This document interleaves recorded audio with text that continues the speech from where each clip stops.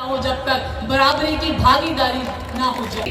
उस असहनीय दर्द को झेल ना पाओगे, एक ठोकर लगते ही पल भर में ढेर हो जाओगे, परंतु आरक्षण को क्षण भर में समझ जाओगे, क्षण भर में समझ जाओगे।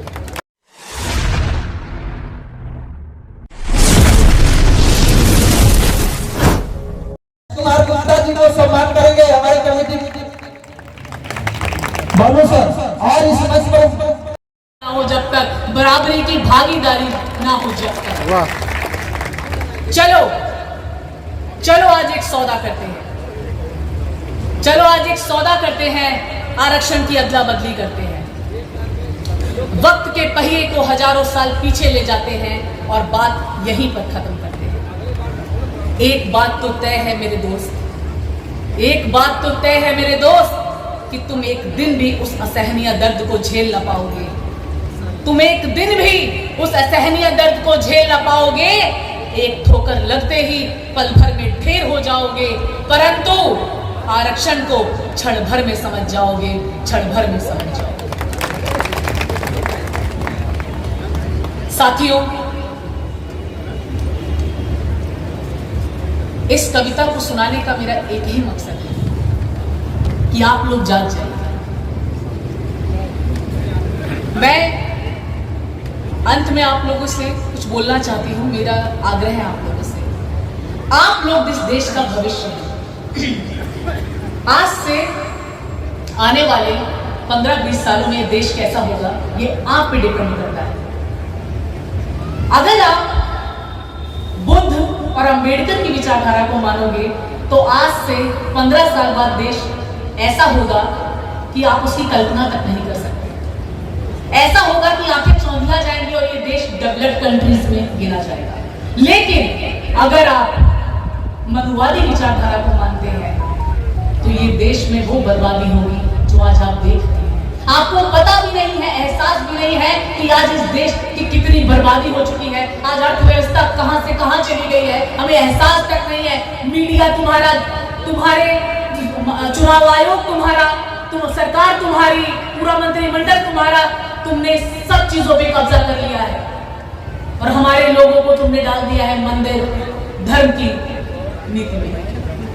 आज हमारा जो युवा वर्ग है, आज जो हमारे लोग हैं, वो सोचते हैं कि हम जितना ज्यादा मंदिर जाएंगे, जितना ज्यादा पूजा पाखंड पे ध्यान देंगे, उतना हमारी प्रगति होगी। नहीं, जितना ज्यादा आप एजुकेशन हासिल करेंगे, जितना ज्यादा आप बाबा साहब को पढ़ेंगे, बुद्ध के विचारों पे चलेंगे, तब जाकर के क्रांति आएगी, तब जाकर के आप इस देश में याद किए जाएंगे, इस देश को आप डेवलप्ड कंट्रीज बना पाएंगे। साथियों, सोचिए, हम उनकी औलादे हैं जिन्हें तो कभी स्कूल में तक नहीं बैठने को दिया गया और फिर भी उन्होंने इस देश का संविधान रच दिया। सोचिए, आज से 1947 से पहले एक कक्षा में एक प्रश्न किया गया, बस मैं अपनी वाणी को खत्म करने जा रही हूँ।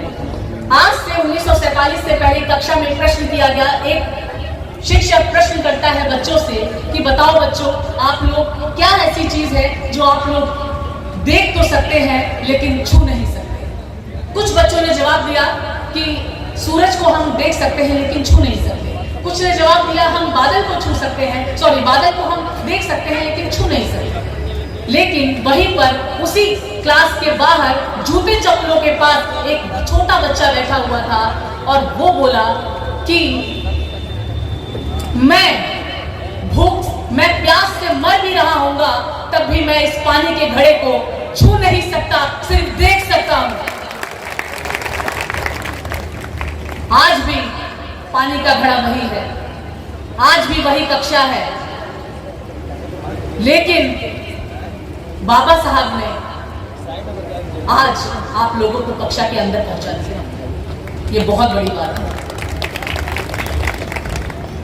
तो बाबा साहब ने कहा था कि शिक्षित बनिए, संगठित रहिए और संघर्ष करिए। देखिए, ये तीनों वचनों को आप तभी समझ पाएंगे जब तक आप शिक्षित नहीं होंगे। बाबा साहब ने पहले ये नहीं कहा कि आप संघर्ष करने लगे या संगठित हो जाए।